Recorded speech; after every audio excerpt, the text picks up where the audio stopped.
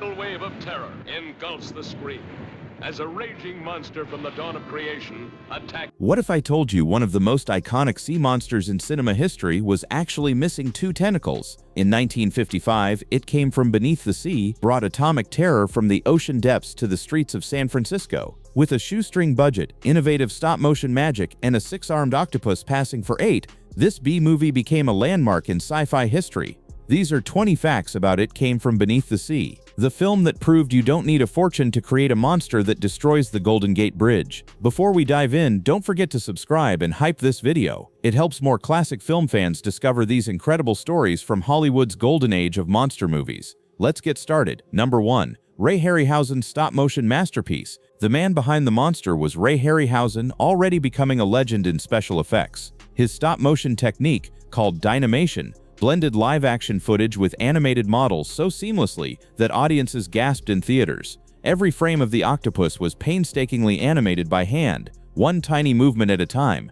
Harryhausen worked alone in his garage-turned studio, adjusting miniature tentacles under hot lights for hours just to capture seconds of screen time. The result was pure movie magic. That massive creature wrapping itself around the Golden Gate Bridge, all done by one man with rubber, wire, and endless patience. Harryhausen didn't just create a monster, he created a cinematic icon that would influence creature features for decades to come. Number 2.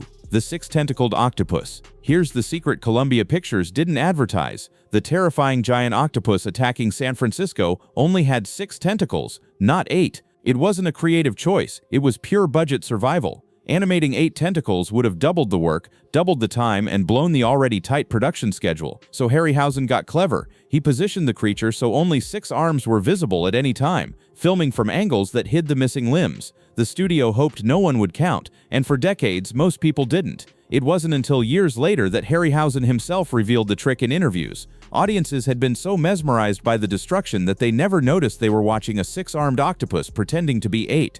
Proof that smart filmmaking beats a big budget every time. Number 3. Made for pocket change. The entire film was produced for somewhere between $150,000 and $200,000. In 1955, that was already considered cheap for a monster movie. Every dollar had to stretch, sets were reused, miniatures were built from scrap materials, and Harryhausen's stop-motion work was done in isolation to save on crew costs.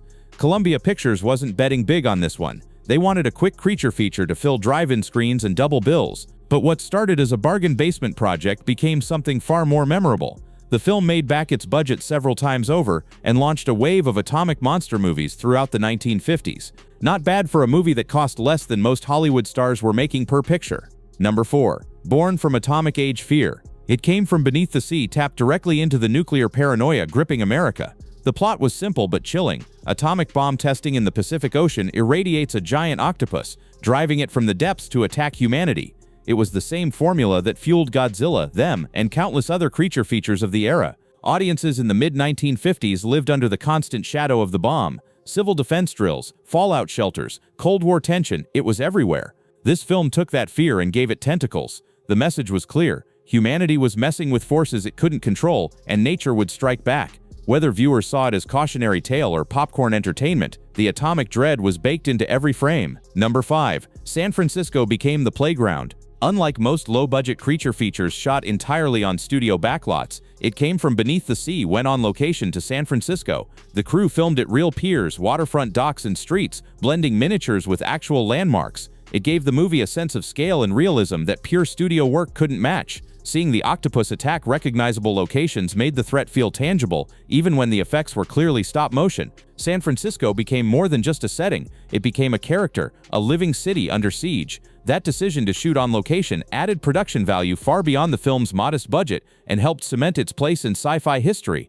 Number 6. The Golden Gate Bridge in miniature. One of the film's most iconic scenes, the octopus wrapping its tentacles around the Golden Gate Bridge, was achieved with a meticulously crafted miniature. Built to scale and filmed with forced perspective, the model looked massive on screen. Harryhausen spent weeks animating the creature's attack, moving each tentacle frame by frame as it coiled around the tiny bridge. The destruction was visceral, and audiences loved it. Watching a beloved American landmark crumble under a monster's grip hit harder than any generic city could. That miniature Golden Gate Bridge became one of the most memorable images in 1950s sci-fi, proving that even fake destruction could feel devastatingly real. Number 7. The Navy played along. Surprisingly, the U.S. Navy cooperated with the production, providing access to ships, submarines, and even military personnel for certain scenes. This was standard practice in 1950s Hollywood, especially for films that portrayed the military in a heroic light. The Navy saw it as good publicity, a chance to show American strength and technological prowess on the big screen. In return, Columbia Pictures got authentic military footage and hardware that would have been impossible to recreate on their budget. Submarines, destroyers, naval operations, all real. It added a layer of credibility to a film about a radioactive sea monster. The partnership worked. The military looked competent and the movie looked expensive. Number 8. A female scientist ahead of her time. It Came from Beneath the Sea featured Dr. Leslie Joyce, a marine biologist played by Faith Domergue, who wasn't just window dressing. She was smart, capable, and integral to solving the monster crisis. In an era when women in sci-fi were usually screaming victims or love interests, Dr. Joyce was a refreshing change. She analyzed data, challenged male colleagues, and stood her ground in scientific debates. The film even included subtle commentary on workplace sexism, with her character navigating dismissive attitudes while proving herself essential. It wasn't perfect feminism by modern standards, but for 1955, it was a step forward. Dr. Joyce showed that women belonged in the lab, not just on the sidelines, and audiences noticed. Number 9. Borrowed DNA from the Beast. The concept for It Came from Beneath the Sea didn't come out of nowhere. Producer Charles Schneer and Ray Harryhausen had just finished working on The Beast from 20,000 Fathoms, another atomic monster hit. The formula worked. Radioactive creature, major city under attack, military intervention, Harryhausen effects. So they did it again, swapping a dinosaur for an octopus and moving from New York to San Francisco. It was smart business. Why reinvent the wheel when you've already proven the model sells tickets? The Beast had been a surprise success, and Columbia Pictures wanted their own version. The result was essentially a spiritual sequel, proof that in Hollywood, if something works once, it's worth trying twice. Number 10. 5 months of frame-by-frame hell. Harryhausen's stop-motion animation for the octopus took nearly 5 months to complete. 5 months of moving rubber tentacles millimeter by millimeter under burning hot studio lights. Every second of monster footage required dozens of individual frames, each one manually adjusted and photographed. It was exhausting, isolating work. Harryhausen often worked 12-hour days alone, perfecting movements that would flash by in seconds on screen. There were no shortcuts, no digital aids, just one man's obsessive dedication to making a rubber octopus look alive. That painstaking effort paid off. The creature moved with weight and menace, far more convincing than most movie monsters of the era. 5 months of agony for minutes of cinematic magic. Number 11. Faking the ocean with smoke and light. Creating believable underwater scenes on a shoestring budget required serious creativity. Harryhausen couldn't afford massive water tanks or complex aquatic setups, so he faked it. Smoke machines filled the air around miniatures, diffusing light and creating the illusion of murky ocean depths. Strategic lighting added shafts of sunlight filtering down, and slow-motion photography made movements feel submerged and dreamlike. It was all done dry, on a soundstage, with nothing but atmosphere and optical tricks. The effect worked surprisingly well. Audiences bought the illusion, never questioning whether they were really seeing underwater footage. It became another Harryhausen trademark, making limitations look like artistic choices. Number 12. Recycled again and again. Columbia Pictures got more than their money's worth from It Came from Beneath the Sea. Stock footage from the film was reused in countless later movies and television shows throughout the 1950s and 60s. Shots of naval vessels, submarine interiors, and even bits of the octopus itself were spliced into other productions to save costs. If you watched enough sci-fi and monster movies from that era, you'd see the same Navy footage pop up again and again. It was Hollywood efficiency at its finest. One film's expensive scenes became another film's budget-saving solution. The octopus had a much longer career than anyone expected, making cameo appearances for years after its original debut. Number 13. The Nameless Monster. Despite being the star of the film, the giant octopus was never given a name. No Octopus Rex, no menacing title, just the creature, or It. This wasn't an oversight. It was intentional. The filmmakers wanted the monster to feel like a force of nature, not a character. Naming it would have made it too familiar, too personal. By keeping it nameless, the octopus remained an unknowable threat, something primal and unstoppable rising from the ocean's depths. It added to the film's atmosphere of dread. This wasn't a villain with motivations. It was pure survival instinct amplified by radiation. Sometimes, the scariest monsters are the ones we can't humanize or understand. Number 14. Marketing sold the terror. Columbia Pictures knew they had a creature feature on their hands, and they leaned hard into the monster. Posters screamed dramatic taglines like "out of primordial depths to destroy the world" and "see the octopus that devours a city." The marketing was pure 1950s sensationalism,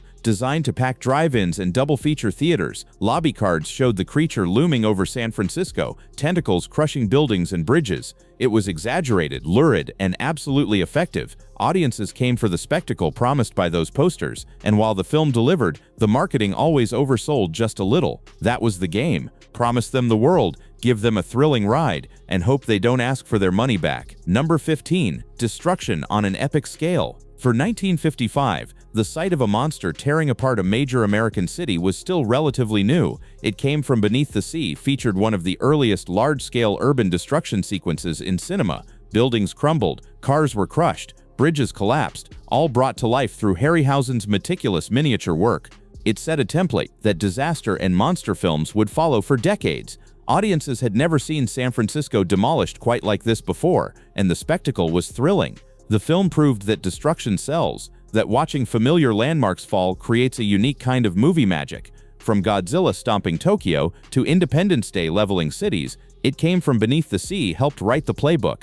Number 16. Kenneth Tobey brought sci-fi credibility. The film starred Kenneth Tobey as Commander Pete Matthews, and his presence carried weight.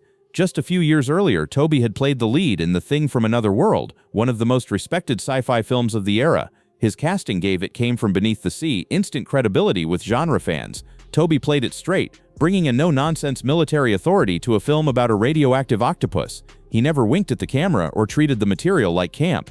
That sincerity mattered. When the lead actor believes in the threat, audiences follow. Tobey's performance anchored the film, making even the wildest moments feel grounded. Number 17. Faith Domergue's Columbia debut.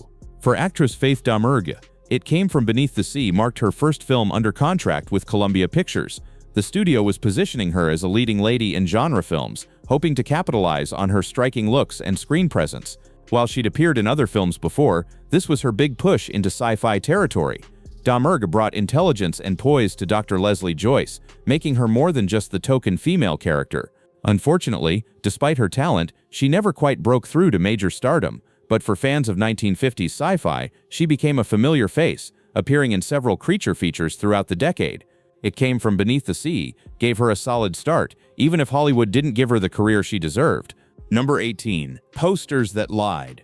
Just a little. Like most monster movies of the era, the poster art for It Came from Beneath the Sea exaggerated wildly. The illustrated octopus was enormous, dwarfing buildings and battleships far beyond what actually appeared on screen. Tentacles wrapped around entire city blocks, and the creature's size seemed limitless. It was classic bait-and-switch marketing. The actual monster in the film was huge, sure, but nothing like the poster's kaiju-level behemoth. Did audiences feel cheated? Maybe a little, but they also got their money's worth in thrills, and that's what mattered. The exaggerated poster became part of the film's charm, a relic of an era when hype was just as important as the movie itself. Number 19. Cult status in the 1970s. When It Came from Beneath the Sea was re-released in the 1970s, something unexpected happened. A new generation discovered it, and the film gained cult status. Late-night TV broadcasts, revival screenings, and growing appreciation for Ray Harryhausen's work turned it into a beloved classic. What had been dismissed as a B-movie novelty in 1955 was now being celebrated as a landmark in practical effects and atomic-age cinema. Film students studied Harryhausen's techniques, fans organized screenings, and critics reassessed its place in sci-fi history. The octopus had come back from the depths once again, this time to stay. The cult following only grew stronger over the decades, cementing the film's legacy.